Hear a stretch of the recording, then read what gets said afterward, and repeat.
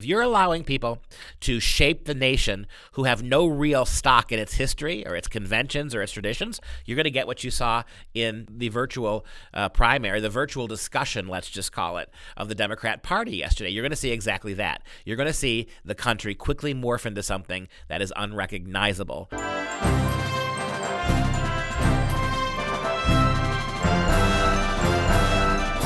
I'm Dr. Duke, and this is Constitution Corner. Well, watching the Democrat convention, the virtual convention, if you will, is a reminder again, as so many things that the Democrats do always are reminders, that the Constitution really is a tenuous document, and our constitutional republic has never been on more shaky ground. So watching that yesterday, I was amazed by, first of all, how many women were foregrounded. Absolutely nothing wrong with that. But the interesting thing about the women who were foregrounded, from Jill Biden to AOC with her minute, the interesting thing about them, what almost all of them had in common, was how they were promoting unconstitutional or willing to support unconstitutional initiatives. How they were, even the selection of Joe Biden's vice president is certainly not illegal, and it's certainly not unconstitutional in and of itself, but it certainly goes against the grain of the Constitution when you're picking somebody simply to check a minority box, right? To get a minority, to tick off a couple of those boxes so the Bernie bros don't come after you. Had to have black, had to have woman, and they got a little bit of Asian in Kamala. Got to be careful how you pronounce her name. Kamala got a little bit, 3 different minority groups represented. Very cynical, and got me thinking that exactly 100 years ago this year, the 19th Amendment was passed, which gave women the right to vote. And we have to ask ourselves, as we would certainly also ask the same question of voting patterns of men, what has that unleashed? What does that tell us about the nature of women generally when they vote?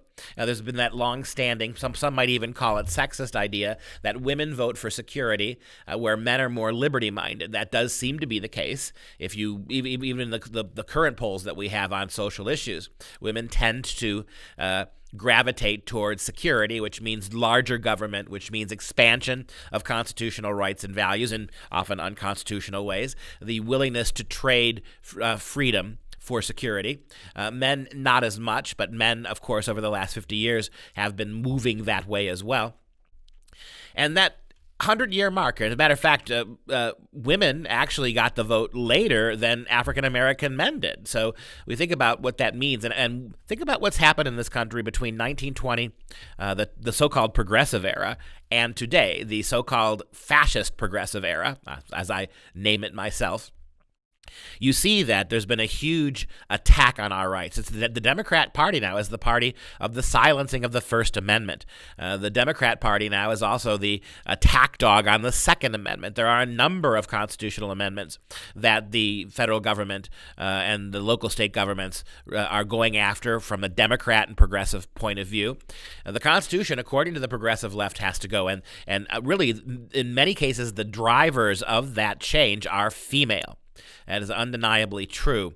You think about how the Squad talks, the Squad, which happens to be all female, how they talk. Look at how Nancy Pelosi does her business, using the Constitution as something to wrap herself around when she's trying to justify unconstitutional attacks on individuals and American institutions like the Electoral College.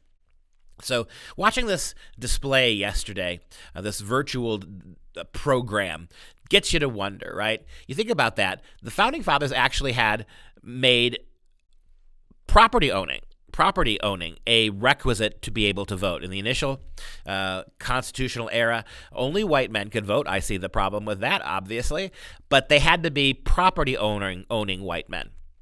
That's a different issue. We're now allowing everybody to vote. Then it's the progressive left, and very often it's female activists like AOC, like Omar, like Tlaib, who are arguing we must allow illegal immigrants to vote. So people who from foreign countries who are not naturalized citizens, who are not here legally, who have broken federal law to be here. Those people now, the squad and many other activists, both male and female, are now arguing on the left have to be able to vote. We went from a system that the Founding Fathers put together where they recognized that unless you had some skin in the game, unless you were a productive member of society with skin in the game, you had property, you had a way of having to account for. And this goes back to the Roman Republic, right? Voting rights were not equally granted in the Roman Republic either. It was a matter of those who had a major stake in the survival of civilization were the ones who cast the votes. You ask yourself this question: is it right that non-American citizens have that right to shape this country?